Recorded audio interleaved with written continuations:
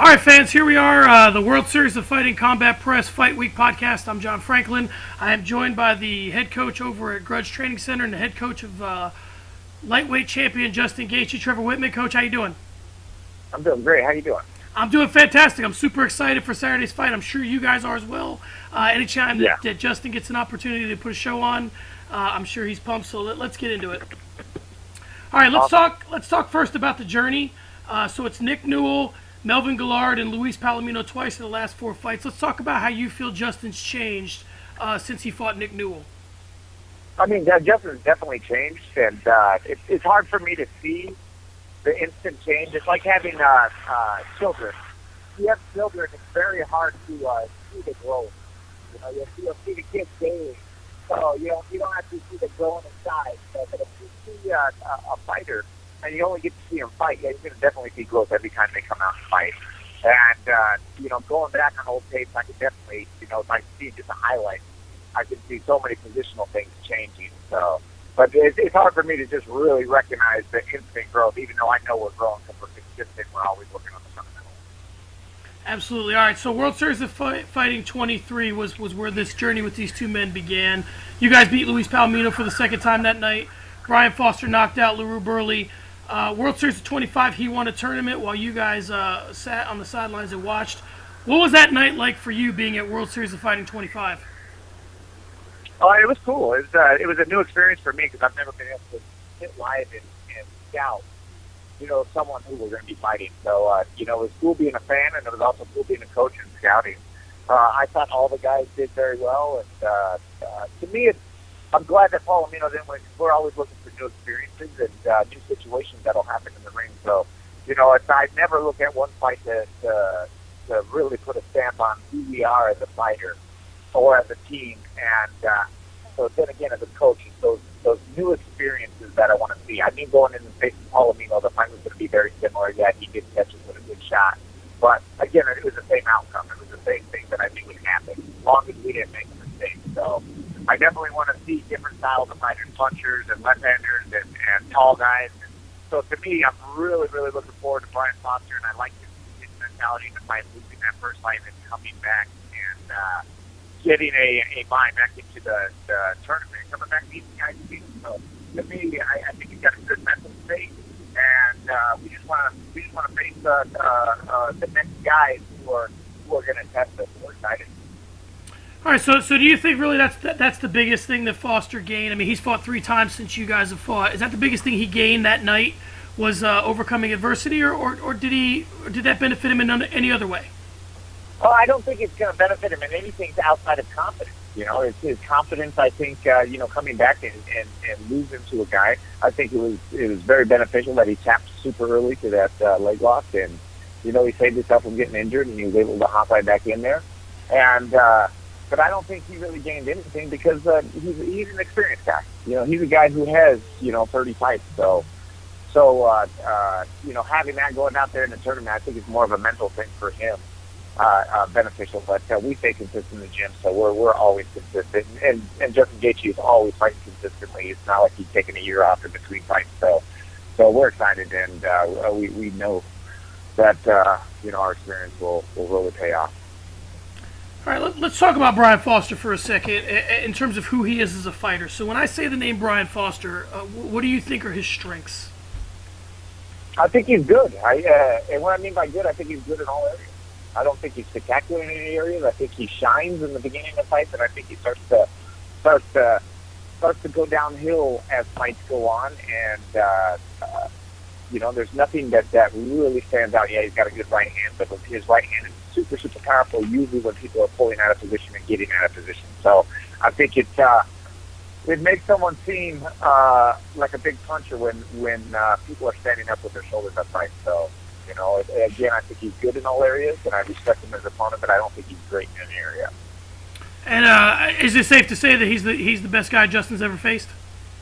Oh, yeah, every guy in front of us is always the best guy we ever faced because styles make fights, and we recognize that. So, we take it like we're fighting, the best in the world because every person is going to bring something different, a different strategy, and so we've got to be able to make those adjustments. And this is a puncher's game, so if anybody gets caught, it could be night to anybody. But we're looking forward to that new experience.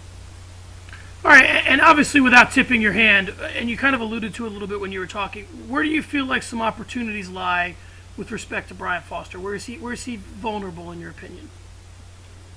I think he's vulnerable just because of his attitude, his mentality. I've seen him breaking fights, and a lot of times he pushes the pace and he exposes himself. He exposes his emotions. So I think that's very readable when it comes to a fighter and a team. So for me, that's one of the best things that we have against us is being able to go out there and break someone. I don't want to have Gaethje going out there and just landing that one punch knockout. That's it's great for the fans and great for that the highlight reel. But again, gaining experience, but not just gaining experience on breaking someone down and taking their tools away from them and applying your tools on them. So, again, this is a good fight for us to do that. If we can't take him out of his mental state, then he's going to be strong and confident. But I really feel like we'll be able to bring his confidence. All right, and one of the things, it'll show deeply. I really believe that.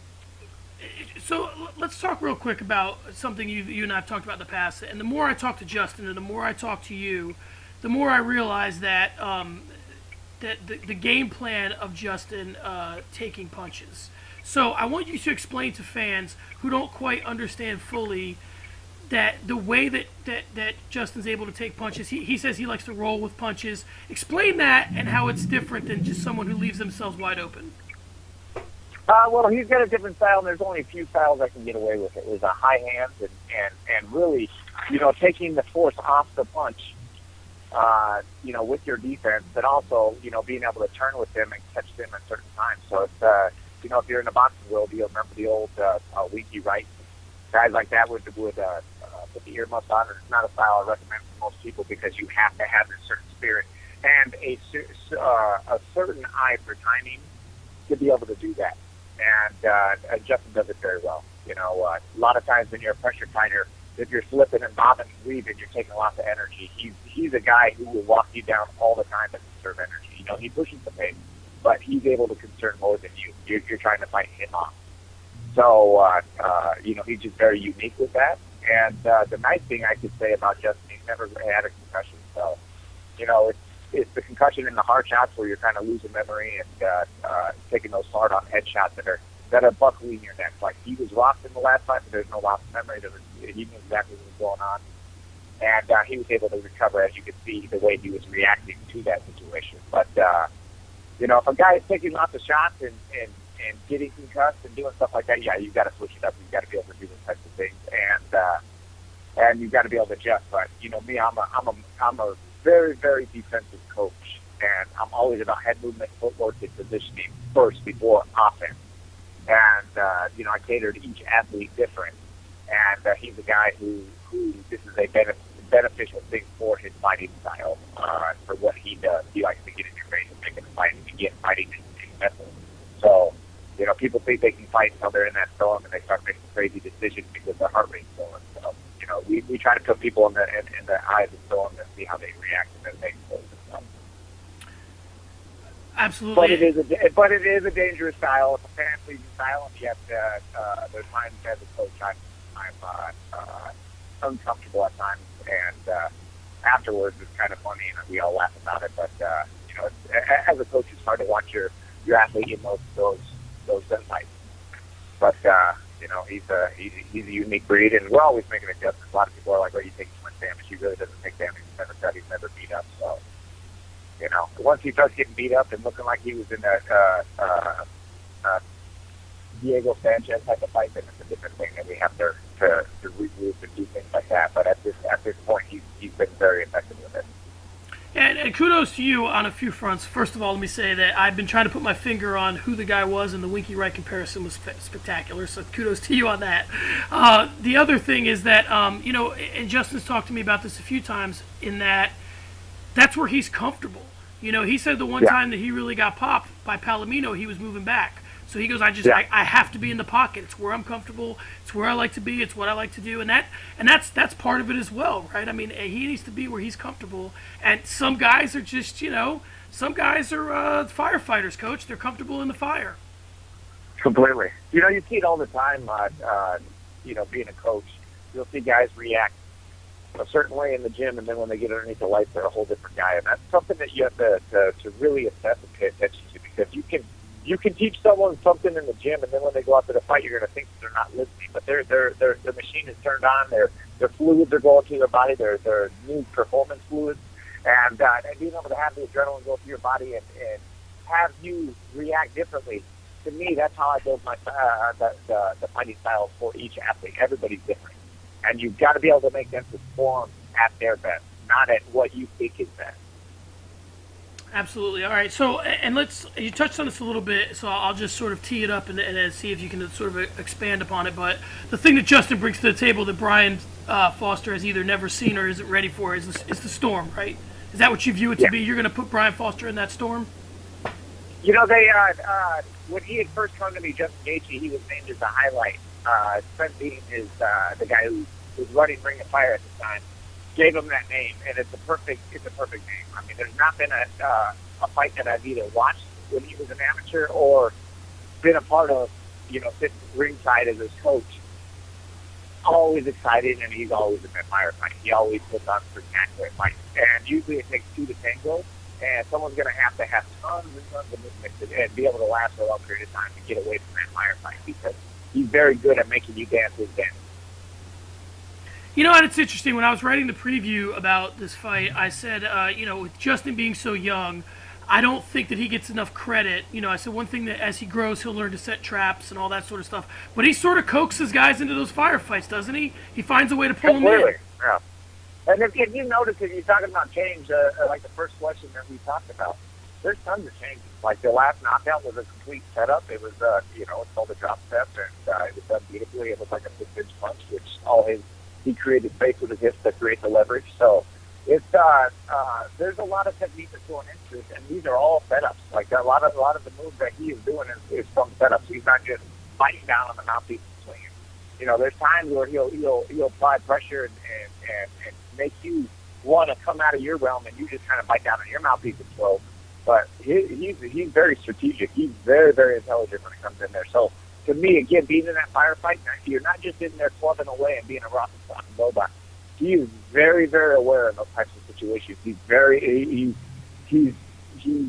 able to make decisions and think in those types of areas. And when you get other guys who aren't used to that, you kind of get them out of their realm, so they're not thinking, they're reacting. And reacting sometimes can be the worst thing you can do in a fight, because you want to respond. You want to have thought into it. And, if you're just reacting and going, oh, man, he's swinging, I'm swinging, I mean, there's a lot of things that can bring you out of what you're doing. And Justin, he's a fixer, man. He's in there. And, he puts on those fun, pleasing fights. But, man, he's so unique with the moves on how quick he can make them happen. Like, we work on drills, and the next time in sparring, he's making it happen. He's very, very athletic and very intelligent on when to put it together, why to put it together. And that's part of the reason why I like talking to you, and because Justin is self-professed, doesn't have the gift of gab, and I think that there's a lot to his game that is better explained, by you and I sort of hashing it out, and I think that there's a lot that he does, but it's just not in his personality to do that. So, all right, my last question, I just want to have you take some time out as we close out and talk about the team and what they've done to get Justin ready. Who are some guys you want to highlight? It's our full team. Every time I get asked this question, I always say a couple names and forget names, so I hate to say names. I mean, our team is deep and always is deep, and we got tons of sparring partners, and these guys that get in there with Gaethje, tip my head to every single one of them, because it's always a battle. These guys are giving their all the time, and man, without the team, none of us would be where we're at. So really, every person that's in that gym, I don't even care if it's not the people that's not sparring with him. It's the fans and the family-friendly people that watch him train. It's the people who help run the gym.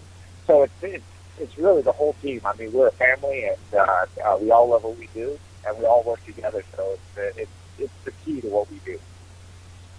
Outstanding, Coach. Well, I'll give you a second here to tout yourself on social media, but I just want to tell you, I talked to Mark Montoya as well, and I'll extend both of you the same compliment.